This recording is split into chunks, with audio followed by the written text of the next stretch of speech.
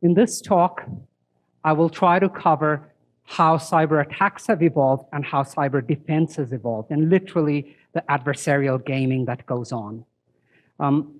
One of the pieces which is central is in a lot of machine learning, we talk about machine learning being a way to estimate something. You don't have the adversarial element to it. Let's take an example of Netflix, say. You are never trying to fool Netflix into believing that you like things you actually don't like. There's no active adversary. Here, the situation is different. That'll change some things. Let's start with very, very simple, right at the beginning. What you did have is how you can infect the computer at boot time. Most virus, most of this requires some takeover of control. So simplest thing, if someone can claim your identity, they have everything. They can do everything that you can. The next thing,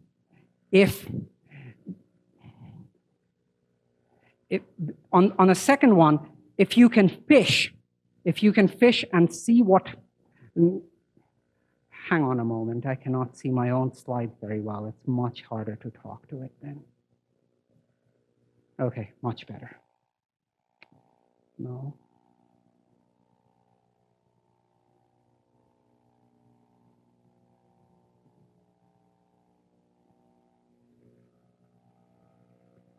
I will talk to it this way because at least I can, somehow I'm not able to see my own slides. Can you guys see or not very clearly? Good, thank you. It is small. No. When I put it in the presentation mode, I'm not able to see myself.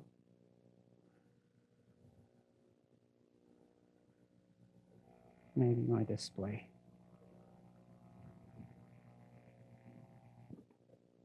Just a moment, sorry.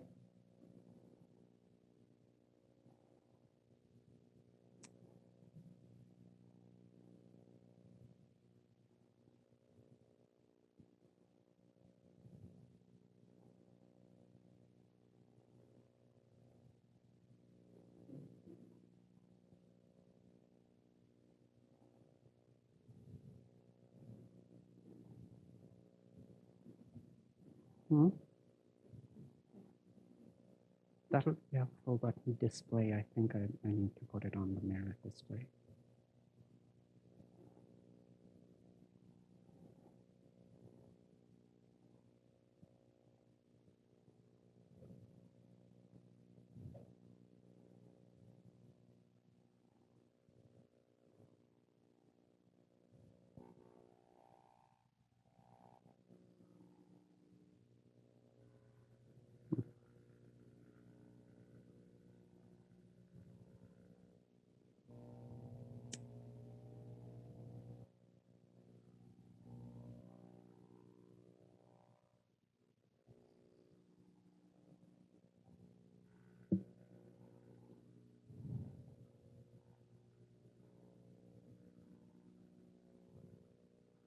Does anyone know how to get my display on the Mac? Because I cannot see, I can barely see my own slide here.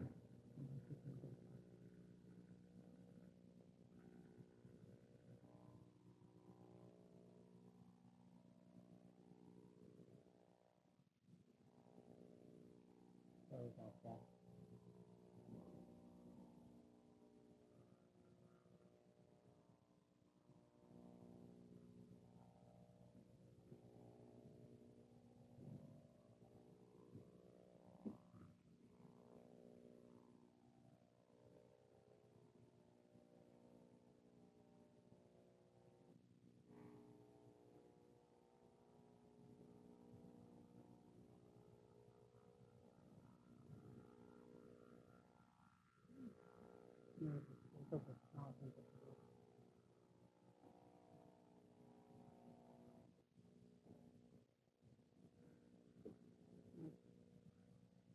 All right, we'll do something a little different. Do you mind if I talk from there? I can at least see the slides there.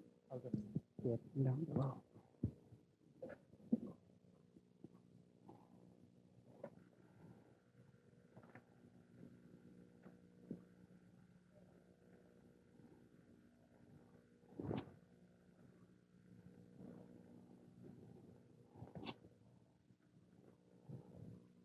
All right, much easier. At least I know what I'm talking about in the slides. I can see my own slides. So the easiest thing, if you can claim the identity, password crackers and things like that, that's the easiest way a hacker can go through, can execute anything that you can.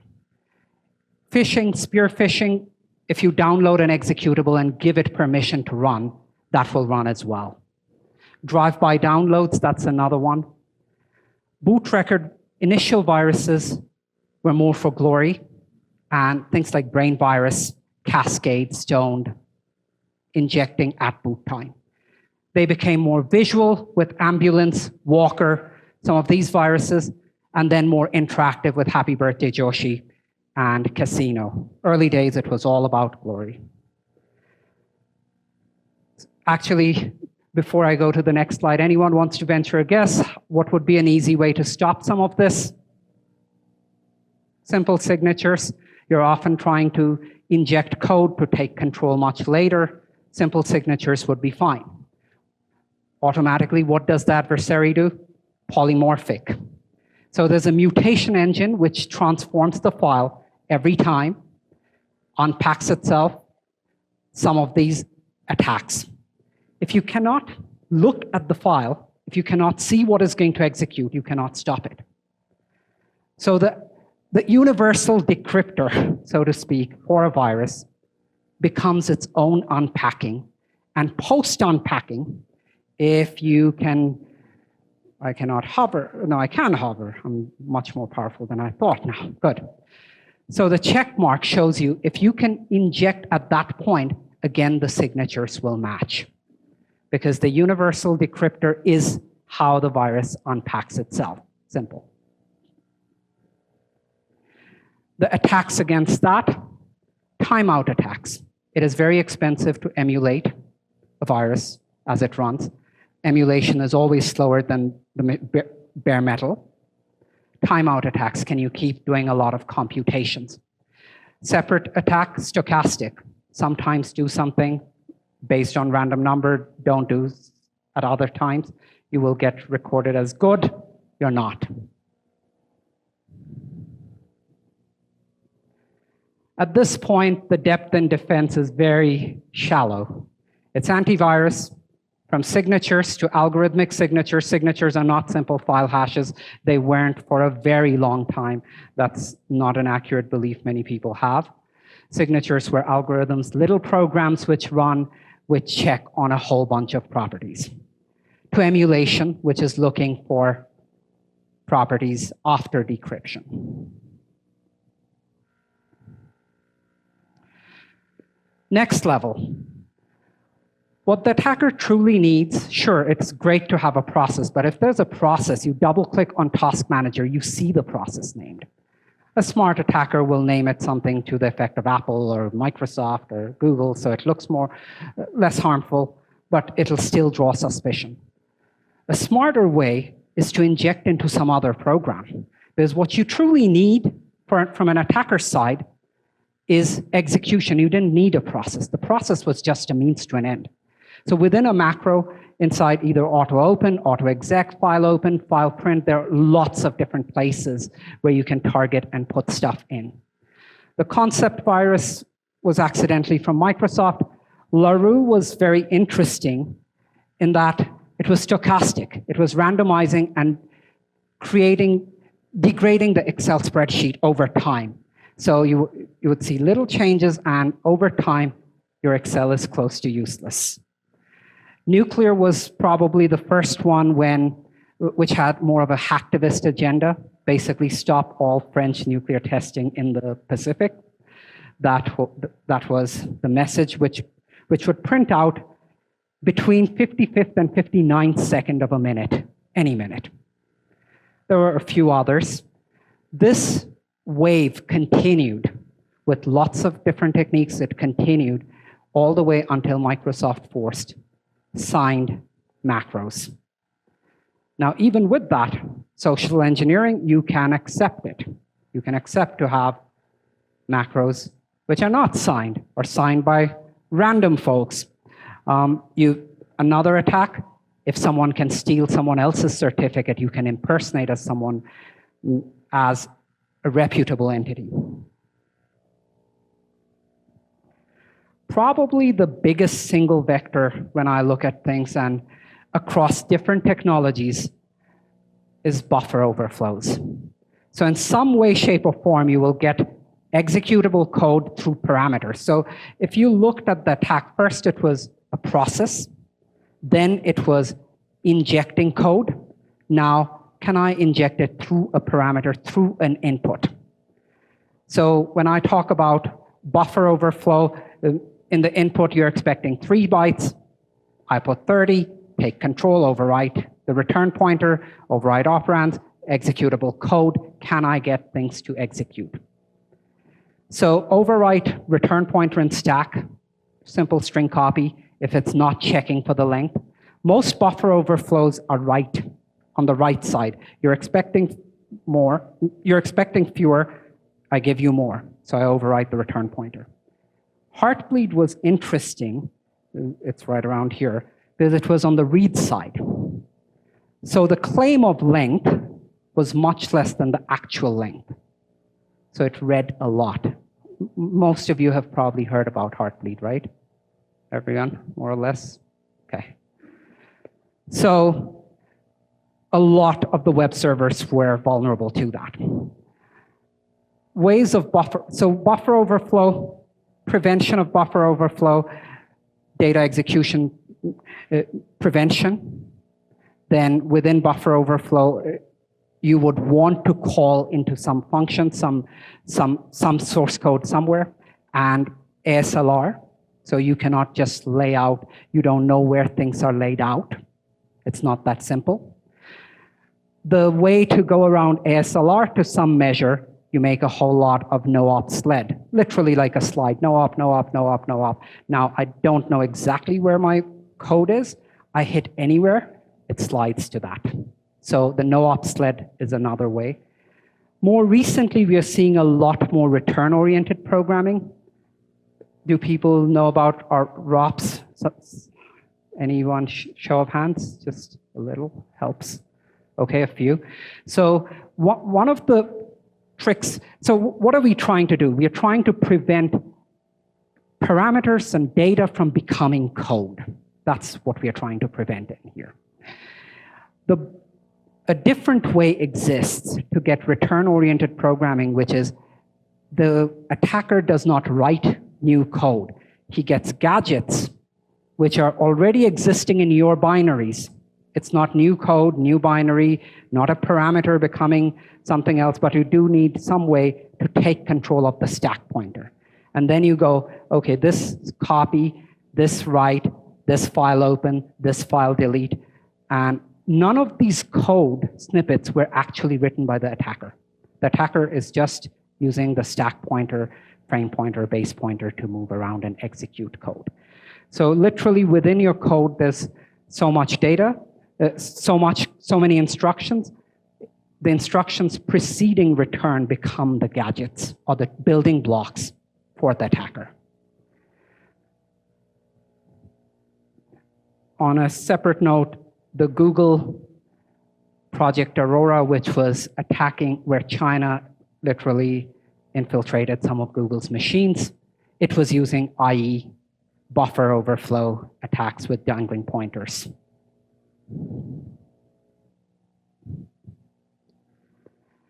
We were focusing on the how of the attack, which is, okay, they will do blah.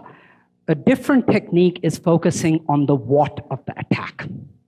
So if hypothetically I want to go to that light, I could go straight, I could make random walk in different directions and go there. Similarly, an attacker can do a lot of different things to eventually go there. So the more advanced technique is behavioral engine protection. This is in most of the antivirus semantic has it, I know. So randomization will not work because even then we will see that the final behavior is you have overwritten these registries, you have deleted these files. So if there's a k-step attack and you put n steps for random walk to confuse the antivirus, Square root of n is approximately how far you will be deviated. Square root of n, sometimes you need that many compensatory steps, and then the attacker would go through. However, a behavioral engine typically has to hook in much deeper because it's looking not just at what the file signature is. This is no longer static scan. This is dynamic. While this file is running, the process is running, which registry, what is it doing, system calls, all of that is being tracked. Is this somewhat clear before I move on? If you shake your head from side to side, your neighbor won't notice, I will. So, okay, everyone figured out. This one was an important one. So on the consequence side, there is an overhead hooking into all of these APIs. People notice some overhead, and we minimize that overhead as much as possible, but there is definitely something. Actually, there's one more for the reputation. I forgot. Signer. So reputation engine pretty much looks at the reputation across many downloads, files, URLs, hosts, IPs, signers, the reputation of that, and that is served up. And oftentimes, on day zero, when we see a file, that acts as a seed, because by association, all of these positive quantities are attesting to the validity of this file or process. It's okay. A differentiated one, the reason I put semantic is because this is one of the places where semantic is a bit more differentiated, is the Mr. Clean. So one type of reputation is host, IP, URL, and file. The other type of reputation is which users have which files, which users have run which processes, which users are visiting which URLs. How does that help? Some of us have good browsing hygiene, some of us have poor browsing hygiene. While we're just more aggressive. Someone never gets infected, someone always gets infected. By correlating that, there is value. So the Markovian or not, let me break it down a little bit. Markovian is when out of n steps to getting there, only the nth step matters. The memory doesn't matter. How you got there doesn't matter. So it's true that only the file, not how it came there, matters. But for zero-day attacks, oftentimes, the file, we do not collectively have the attributes which identify the file as malicious. The spread and the path often acts as a differentiated value. And there, the endpoints, all these endpoints, give us great data. Does the Markovian or not make sense? Should I try to reiterate? Okay, shaking head from side to side, same code. No. In terms of machine learning for cybersecurity, typically you have bagging, boosting, Bayesian networks, of course, decision trees, some ensemble and voting, and neural nets. At a very broad level, bagging is about classifiers coming up in parallel, taking subsets of features.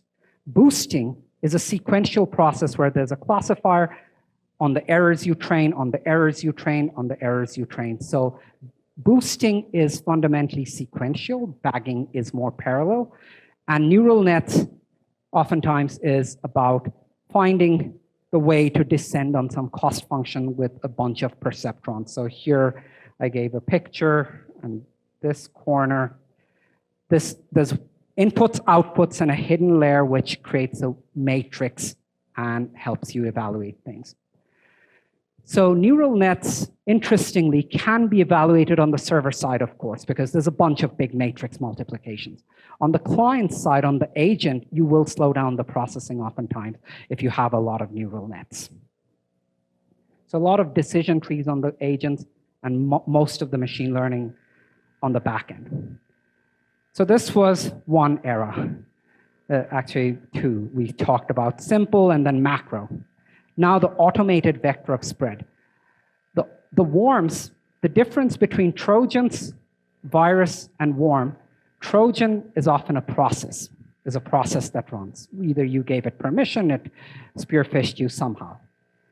Virus modifies an existing process, injects itself, takes control, executes within that process. You won't see something in the task manager, literally like a virus transforms something. Worm is a replication technique.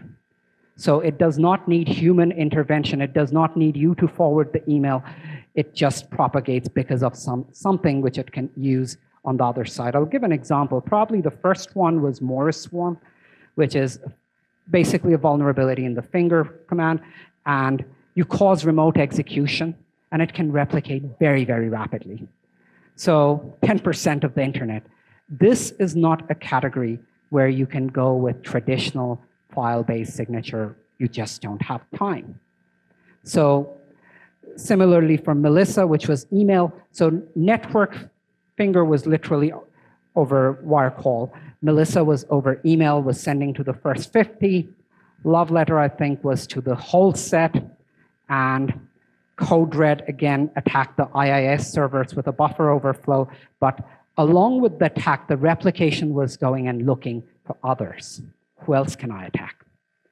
So the spread is very rampant. What does that do? There's a requirement for intrusion prevention system. There is no file for say, Morris Swarm, there is no file to scan. So you have to do something at the network level. Either you'll do the network packet analysis on the network layer or on the host. So either intrusion prevention, firewall, etc. Here, actually firewall won't, unless you stop it, won't do it.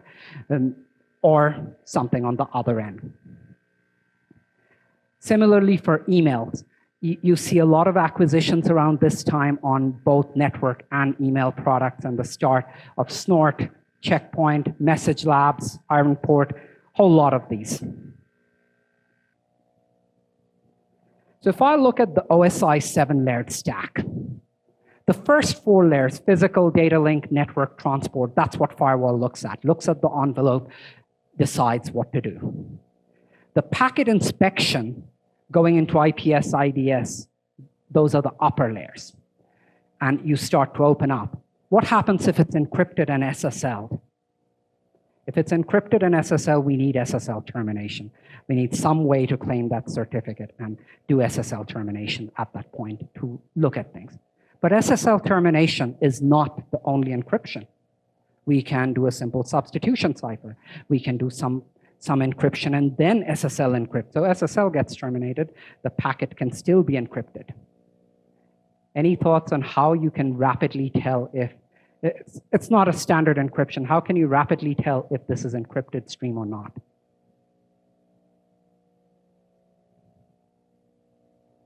Or oftentimes the entropy, looking at the entropy is a very good way. So most encryption, good encryption, will try to make it extremely random. If you see very flat, it's probably encrypted, even if it's using English letters. The distribution is unusually flat. In English language, for instance, you will find 12% Aziz, followed by T, followed by, I think, A. So that's a good way to tell if the stream is likely encrypted or not. So the result at this point, you're getting a depth in defense, network intrusion detection, intrusion prevention system, as well as host. Let's walk through. So firewall looks at the packets. Then you got the switch, and if it's in span port, you've got intrusion detection. You're doing deep packet inspection, snort kind of thing. Much of this is hardware regex processors. It's regex processing very fast. The advantage of the network layer, if it's a non-file exploit, you can see it, you can see the full company. The disadvantage of the network layer, you don't have very much time. You have to keep forwarding packets. You cannot do behavior checks. Behavior will finally run on the endpoint. If it's unpacking, you will have very little idea. So typical operations, decompression, encoding, regex processing, etc. So this talks about the rise of this layer on the network side. On email side, the rise, again, with the worms, you saw that. Phishing, more targeted spear phishing, targeted attacks. You can actually detect targeted attacks by the prevalence of email within a company versus others. So is it targeted to that company? and link crawling. So the links that come, you could crawl ahead of time. But if you crawl ahead of time, something like a bit.ly can get replaced. So imagine that the hacker sends the email at 2 a.m. They know you won't open it till 9 a.m. If the email system detects it at 2 a.m., it'll be like, oh, this is pointing to a nice, friendly file web page, no problems. At 9 a.m. or by 8 a.m., that is replaced with something else. So stochastic, because sometimes, okay, for 50%, for the first 5 people, that link will be good. For the next 5, it won't be good, etc. Okay. Oh, I forgot to talk a little about browser hooks. So we talked about how the polymorphic virus, which will encrypt itself, etc. Now, with JavaScript in the browser, you get the same thing. Oftentimes, the virus comes down, it is encrypted, it's going to unpack itself, do all the damage, do a bunch of decrypting, and then finally execute. So for it to work, you need browser hooks, basically. Some hook into the browser so that at the end of this process, it checks through. So we talked about quite a few things. If you looked at the last 2 slides, firewall, intrusion detection, intrusion prevention, of course, antivirus, email security.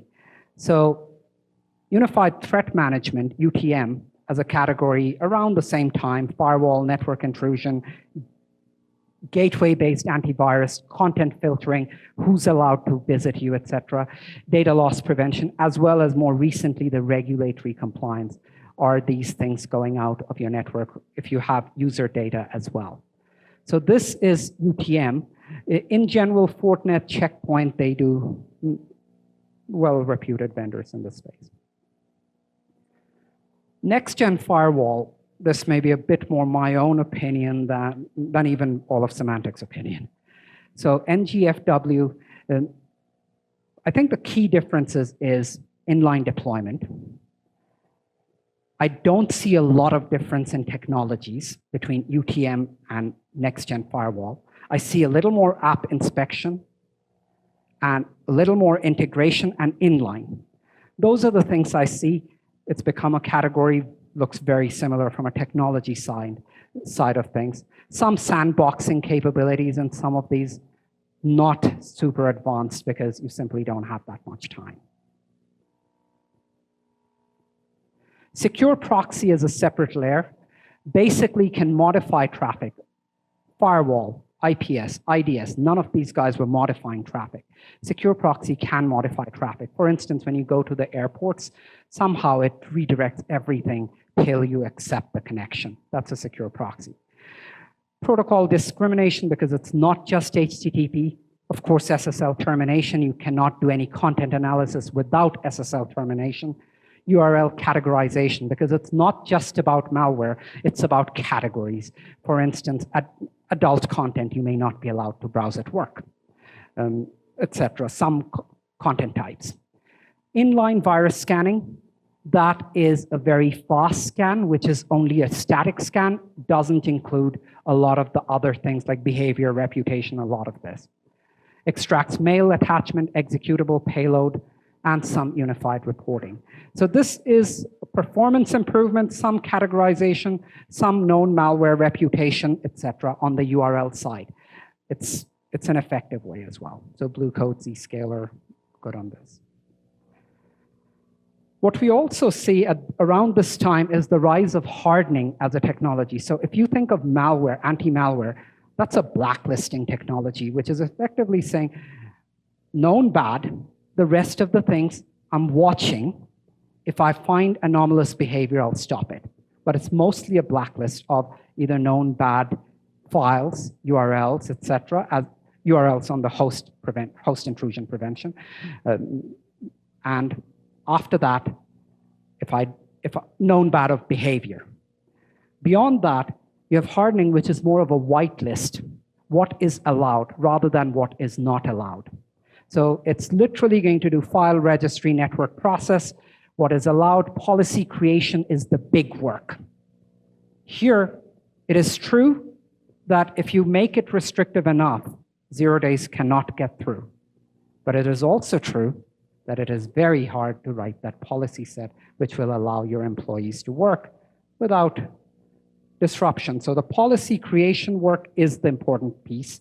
How restrictive, how deep you go, how much you permit, that's the hard part. That's the art of this in this area. I put the cutesy water everywhere, but not a drop to drink, because you've got whole machines, but you get very little tolerance for how much your system, your security systems should consume on that machine. Because users notice things, users are running things to the max, doing dozens of things, so it's non-trivial. Policy management, file creation, file access registry, those are the things. Some reporting, compliance as well, say SOX, HIPAA, all of these become buckets of policies. And these are provided by some out of the box. So we talked about whitelist, which is antivirus, also has a host intrusion prevention. We talked about firewalls ahead of it.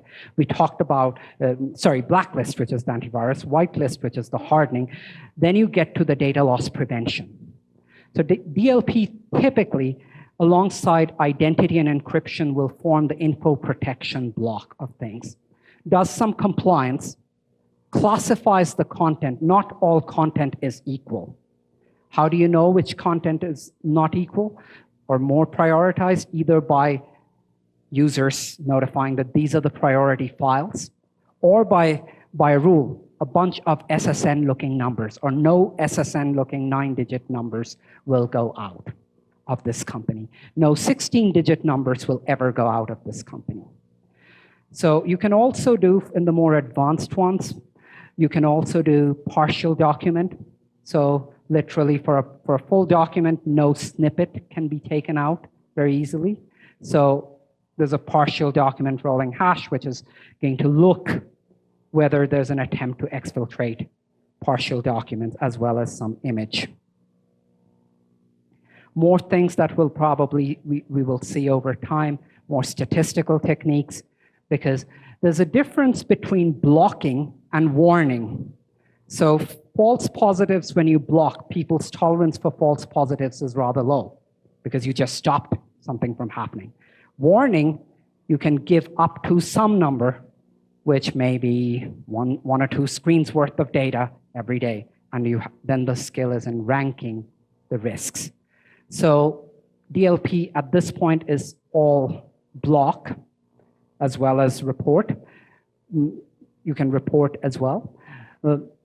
I think over time, the warning of the number content to the text content, the image content, image is often a way to exfiltrate data because you can now take, alongside your testing tools for front end, you can take snapshots of your screen, and that gets you an image out of the picture. Remote execution. So top vectors, actually, for some period, 2015, you will see a whole lot on Adobe, then Java Security Manager Sandbox Escape, drive-by downloads, rise of ransomware, and more sophistication in Unpacker. On the other side, browser sandboxing in Chrome and IE, rise of HTML5 to rid ourselves of some of the Adobe issues. Java largely disabled in many browsers, though almost everything that I saw was Java Security Manager Escape. Reputation, sandboxing, behavioral signature, hooks in the browser, ransomware. Actually, on the ransomware one, does anyone want to take a crack at what is the behavior you'll see in ransomware? You may have a lot of code, but what is the behavior you will see on the endpoint? Lots of reads and writes, oftentimes sequential reads in a folder, lots of files being read which they didn't create, and overwriting that file. Perfect. So it's very hard to look at all the codes because they can do it in hundreds of ways, but finally, the behavior is very well understood. SQL injection, pretty simple, but at the same time, it's hard to remember it all the time. So imagine a text box where you are supposed to enter your name. So say Joe, and Joe becomes a parameter to the query. So it would become select star from employee where employee ID equals Joe. Instead of that, if someone puts in employee ID is 125 or 1 equals 1, if you do not check for this, this becomes 125 or 1 equals 1, which is always true, which means everyone's data will come out. Did this make sense?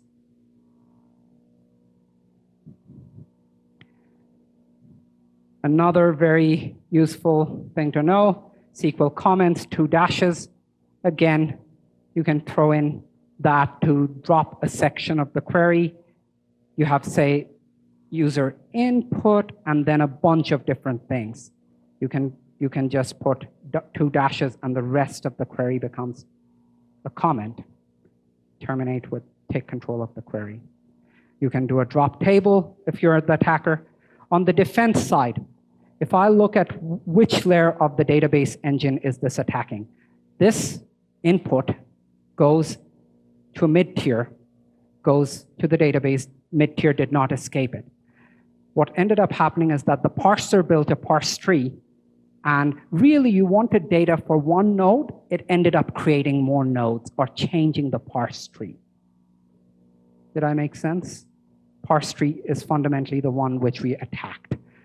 We didn't give Joe, we gave Joe or 1 equals 1, which changed the full execution. With the prepared statement, this parse tree is pre-parsed. So a lot of people do prepared statements in Java and other languages for performance because the parsing you don't incur at runtime. From a security standpoint, it's a lot easier. It's pre-parsed.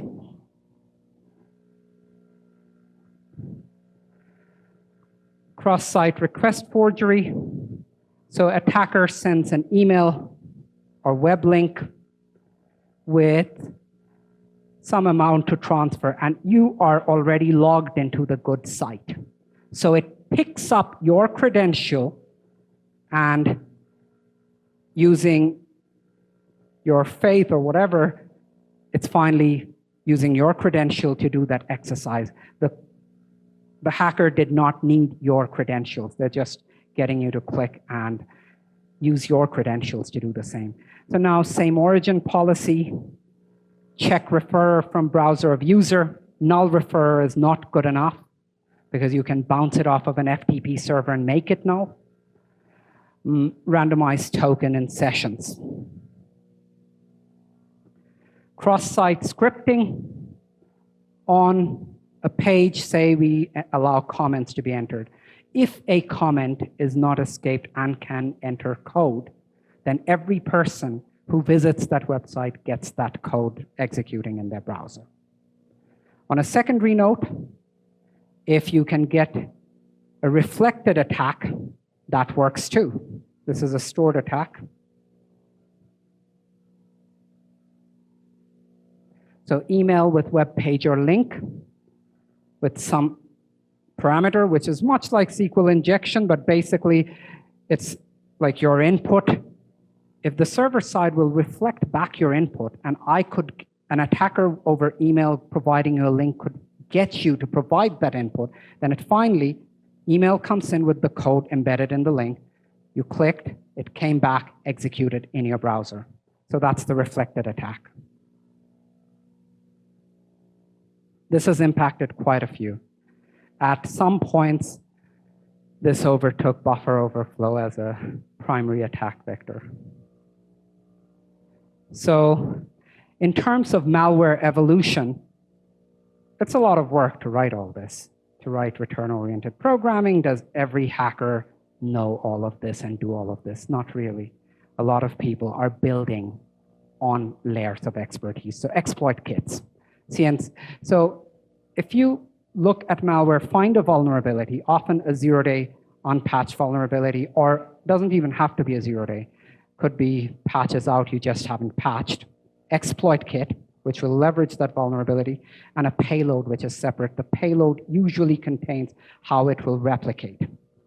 And along with that replication, what will happen here? And many of these attacks require a remote shell and some command and control.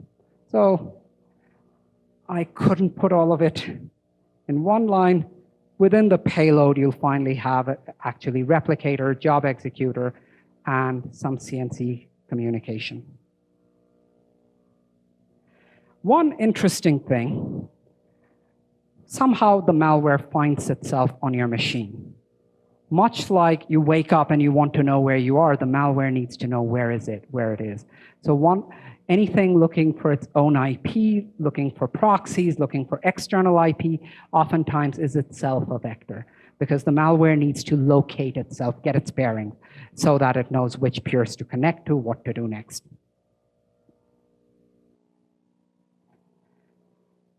With the number of things that have moved, there's a whole new evolution of testing readiness, static testing, dynamic testing, the attacks coming much more over the web, OWASP, rise of the OWASP, top 10, etc. Open source security. So a good way to attack for a lot of attacks is if a hacker can find some open source vulnerability, like Heartbleed found one. If someone finds an IIS or IE, it's widely prevalent. So config assessment, compliance. Compliance is checking for broad guidelines, and config assessment, are you configured right? For instance, in Heartbleed, it was mostly about the heartbeat message. So if SSL didn't have a keep alive with someone, it would not work, because it leveraged the SSL keep alive, claiming that I've given you, say, 65535 bytes and give you 3. Then 65535 minus 3 is what's going to come back as part of the heartbeat.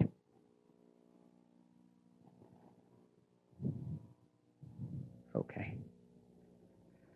So at this point, I was trying to make a single slide. It's depth in defense became DIND, email, network, endpoint. A whole lot more things have come around. You have anti-phishing, which is looking for hamming distance, which is looking for claims of URLs, and the actual body goes somewhere else, especially if we know the certificate is somewhere. Anti-spam, link following, attachment scanning, reputation, sender, SPF, basically the sender policy framework, which is in the DNS, DMARC, DKIM, a whole lot of technologies. Impersonation prevention, identity provider, SAML, identity broker, single sign-on, so you're not typing everywhere. Multi-factor authentication, I forgot to mention it anywhere on the slide. So non-replayability is actually very important. And the advantage to the hacker in many ways is the fact that whatever you come up with has to be remembered oftentimes. If it's in a password manager, like a LastPass, or Norton has a password manager as well. If one of those, you are in a much better position because it's much harder to crack through. So English language doesn't have actually that many words. Any takers for how many words the English language has approximately? Venture a guess? Pretty good, 100,000, but pretty good. You're in the right order of magnitude. Very cool. I was thinking of getting a box of chocolates and handing out, but you get a virtual chocolate for whatever it counts. Thank you. So 100,000-ish. A lot of times people get very religious or very affectionate to their loving spouse or child or dog. There are lists which you can crack through, password crackers which will go through these. So being unpredictable helps. Multi-factor authentication helps a lot.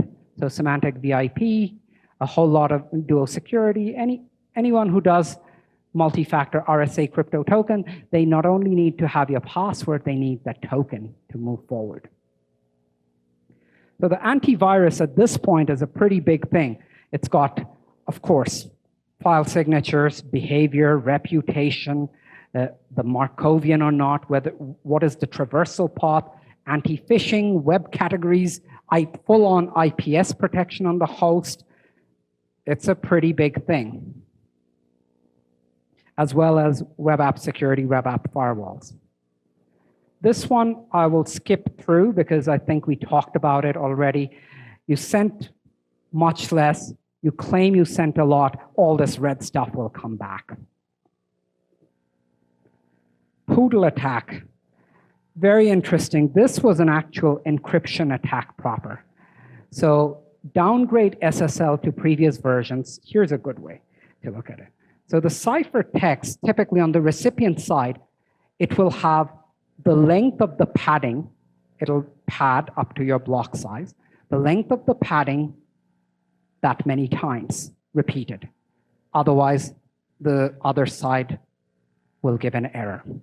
So imagine the length is L. Say L in this case, actually I should have just put 4 because length is clearly 4. It's repeated 4 times. If it's not repeated 4 times, the other side will give an error. So on the attack side, and then this is decrypted. On the attack side, if an attacker can keep changing some of these bits to something else, it'll decrypt to something else. But the moment the attacker touches this bit, say 1, nothing, 2, 3, 4, the moment you touch 5, the other side will say, no, no, no, something's off. I was expecting 4 times 4. I'm not seeing 4. It won't tell you that it's not seeing 4, but it will fail. You will get some error. That acts as a clue. The moment there's any place where you get information like this, so they know that they know from the number of bits they've toggled that, okay, this is 4. So finally, this is 4. Okay, let's make this 5. And now we will keep playing until this becomes 5. So 255 times you rotate. Until then, when it's not 5, basically the other side will say error. Once you know it's 5, you make it, basically you know what you entered to make it 5, and now you have 1 byte, which you could decipher. Did it make sense? It's an interesting attack. On a realistic scale, Heartbleed was much, much simpler to exploit than this. This is a lot of work. In 255 attempts, you're likely to get 1 byte. Actually, first you have to do the L to scan and figure out the L. So in terms of danger, risk, lower risk, very interesting. Encryption, I don't see too many breaking stuff like that. On the encryption side, I don't have a slide on Tor, but basically it's a 3-level encryption. And the origin, middle relay, the end relay. The origin knows who's sent, but doesn't know what is sent because it's encrypted for the third guy. The middle relay knows who it got something from and where to go, but doesn't know anything about the message. The third guy knows the message, doesn't know who sent it. So it's interesting. It will always be slow because it's triply encrypted, but it gets something done. Breaches are not just from attacks, it's insider theft as well. It is theft of physical computers stolen, so encryption matters. Quick thing here, how things have gone through. So rise of DLP is insider theft, accidental emails from the insiders because someone pressured and tried to get you to send something you didn't know you were not supposed to send, etc. So the attackers, as things have moved, on the network layer, what are the means in which an attacker can go past a network layer? First, encrypted massively. If it's not going to have time to decrypt. Second, you have a back buffer in any network appliance. Say 1,500 packets can be stored. I mingle a bunch of packets, goes past 1,500, starts to go past the back buffer, you'll probably go through. So a few attacks like that. Finally, you land on the endpoint. What are the challenges as it stands? At the endpoint, you have too many technologies. You have a whitelisting technology, which is hardening. You have a blacklisting technology, which is anti-malware, content classification, which is DLP, EPM, patch management, a whole lot of technologies. How do you run all of them? So on the other side, you have the malware itself becoming much more multi-tier. So it serves the malware. The bot serving, email attachment, phishing, watering hole attacks. So the serving layer is really a proxy. That's not the real guys. You have on the back domain generation, much more going on, associating IP with DNS addresses on the fly. It's a much more rapid thing. And a separation now of the control channel from the distribution of the malware. Growth in targeted attacks. Unfortunately, I don't think I'll have time to go over everything. Let's see. I'll just talk about Stuxnet because it's super interesting. So Stuxnet RPC exploit, which would travel from machine to machine. This is in Natanz, Iran. And you have on the right-hand side, the air-gapped network, actually. Any Siemens data files IDE, it injects into it, replicates to print spoolers in case it shares network drives and USB sticks. So whatever way this moves here on this side, it will get infected, rootkit on Siemens, which will spin finally, checks for frequency converters, checks for a whole lot of things, and exact number, and finally spins at the resonant frequency. And that set Iran's nuclear program quite a few years back. I don't think we'll have time to talk about this. Shamoon was much simpler. It wiped out a bunch of files. Okay. Malware stays for 243 days within a network. So microsegmentation is rising. Honeypots for deception so that you know where it's coming in. Privilege access management. I'm going a little fast. Okay. If it's too fast, just flag me down. I'll skip some slides. We have 5 more minutes. So CASB, with the extended perimeter of the network, Dropbox, Box, Google Drive, etc., basically ingesting the logs, looking for anomaly, and a position, an inline position to do DLP scanning, user behavior, malicious employee, anything suspicious. These SaaS services are the new extended perimeter for the company. We allow it, and things can leak from there quite easily. Okay, talked about this. Just 1 minute on connected car. So you have a CAN bus. You have a whole lot of things attached to it. What are the techniques that you think might be employed? The repair technician plugs into the OBD port. If the repair technician is hacked, the same techniques that you saw for floppy disks long back will work on those connected cars as well. You start to inject code through that. These different systems on the CAN bus do not authenticate themselves very much, do not do a lot of the security things. So one single system hacked, there's no segmentation. The stereo can talk to the transmission on the CAN bus. One sec.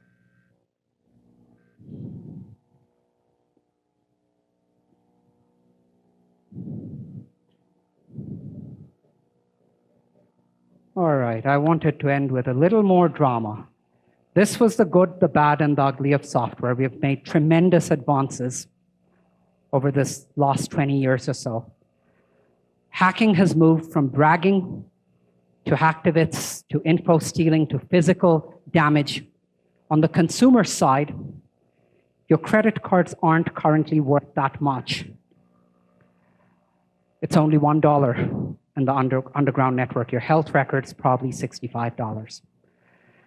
The techniques remain the same. Assume the identity, buffer overflow, trick the parser, trick the sessions, enter, entrench, move from machine to machine, obtain the targets, exfiltrate, command and control, DGAs. We talked about every one of them.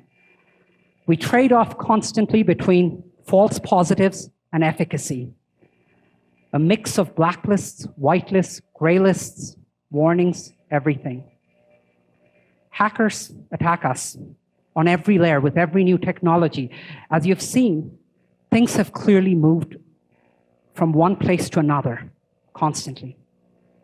Our systems, our intelligence, probably needs to be put together much better on the product side. Currently, hackers, the Bayesian of system 1 vulnerability to system 2 and the conditional probability going up, we don't always have, even from the same company sometimes. That is where I believe the future lies for cybersecurity. Much more information exchange, because the hackers are not playing in the clear black and white. They're playing a lot more in the grays. and the interchange of that information. The hows, the what rather than the hows, is where we will focus a lot more.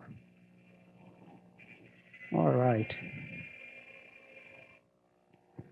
Questions? I have only 1 minute.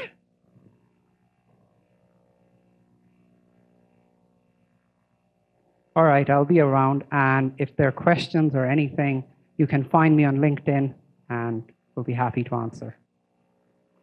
Thank you.